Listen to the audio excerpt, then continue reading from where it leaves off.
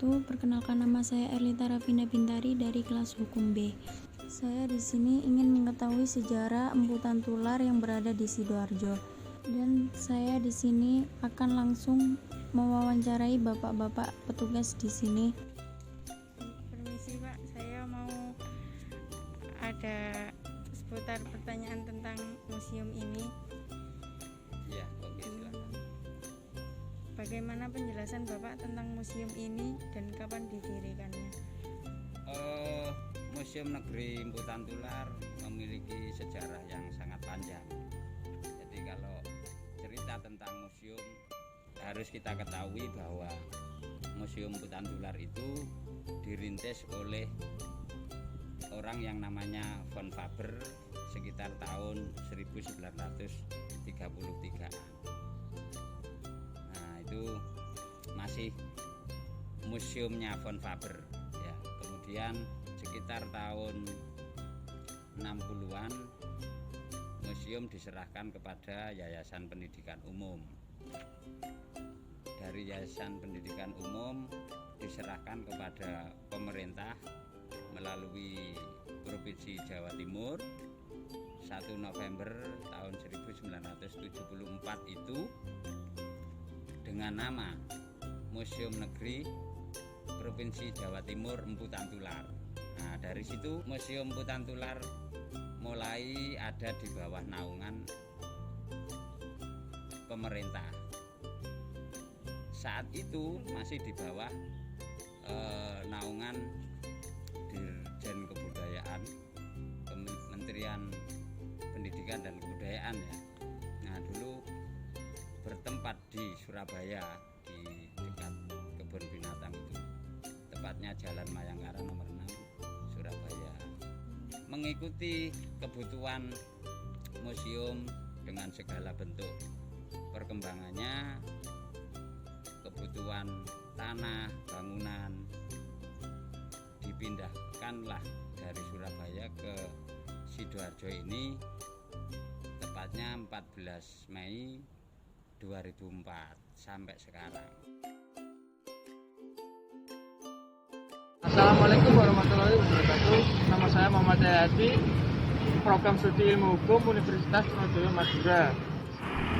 Saya Andini Emilia Erlangga. Sekarang saya berada di kawasan Monumen Simpang 5 Gumul. Monumen Simpang 5 Gumul atau biasa dikenal dengan SLG adalah salah satu bangunan yang menjadi ikon Kabupaten Kediri. Simpang 5 Gumul mirip dengan bangunan Arc de Triomphe yang berada di Paris, Prancis.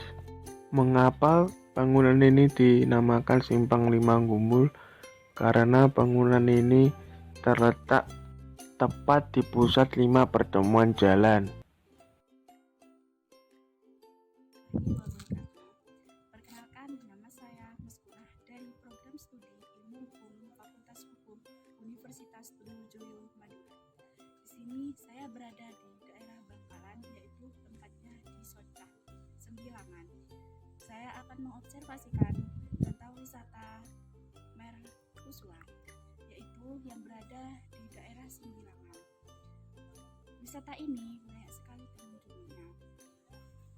Monumen ini yaitu peninggalan zaman Belanda yang berdirinya kurang lebih 137 tahun dan tingkat ketinggiannya yaitu 65 m dan juga lantainya yaitu ada 17 lantai. Terima kasih. Wassalamualaikum warahmatullahi wabarakatuh. Assalamualaikum warahmatullahi wabarakatuh. Perkenalkan, nama saya Husnia, Program Studi Ilmu Hukum Fakultas Hukum Universitas Trunojoyo Madura. Jadi di sini saya berada di Monumen Mercusuar Bangkalan.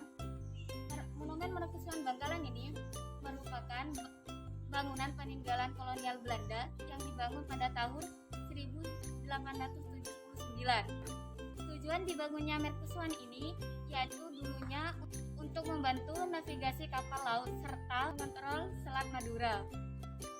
Dan mercusuar ini memiliki ketinggian lampu atau focal length dengan sebuah lampu yang terkodar setiap 10 detik dengan kejangkauan atau cahaya sejauh 50 meter. Sekian, terima kasih. Assalamualaikum warahmatullahi wabarakatuh.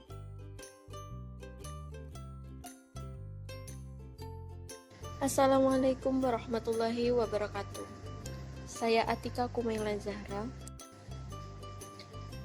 Saya sedang berada di monumen yang ada di kota Probolinggo. Salah satunya monumen pesawat ini. Keberadaan monumen pesawat Nomad P830 di kota Probolinggo ini tentunya menjadi kebanggaan tersendiri bagi warga Probolinggo. Dalam setiap harinya, lokasi di sekitar monumen pesawat ini menjadi tempat berkumpul warga yang ingin bersantai dan berfotoria. Keberadaan monumen pesawat ini terletak di kawasan Museum Kota Probolinggo. Sekian dari saya. Wassalamualaikum warahmatullahi wabarakatuh. Sejarah Tugu Pahlawan. Tugu Pahlawan adalah sebuah monumen yang menjadi marka tanah kota Surabaya. Tinggi monumen ini adalah 41,15 meter dan berbentuk lingga atau paku terbalik. Tubuh monumen berbentuk lengkungan-lengkungan sebanyak 10 lengkungan dan terbagi atas 11 ruas. Tinggi ruas dan kanal lurus mengandung makna. Tanggal 10 bulan 11 tahun 1945. Tugu Pahlawan dibangun untuk memperingati peristiwa pertempuran 10 November 1945 di Surabaya, di mana arah-arah Surabaya berjuang melawan pasukan sekutu bersama Belanda yang hendak menjajah kembali Indonesia. Di bawah monumen ini dihiasi dengan ukiran trisula bergambar cakra, stanba, dan padma sebagai simbol api perjuangan. Pendiri Tugu Pahlawan yaitu ada dua pendapat mengenai siapa yang menjadi pemrakarsa sekaligus arsitek monumen yang terletak di Jalan Pahlawan Surabaya ini. Menurut Gatot Barnowo, monumen ini diprakarsai oleh Dol Arnowo yang saat itu menjabat sebagai kepala desa.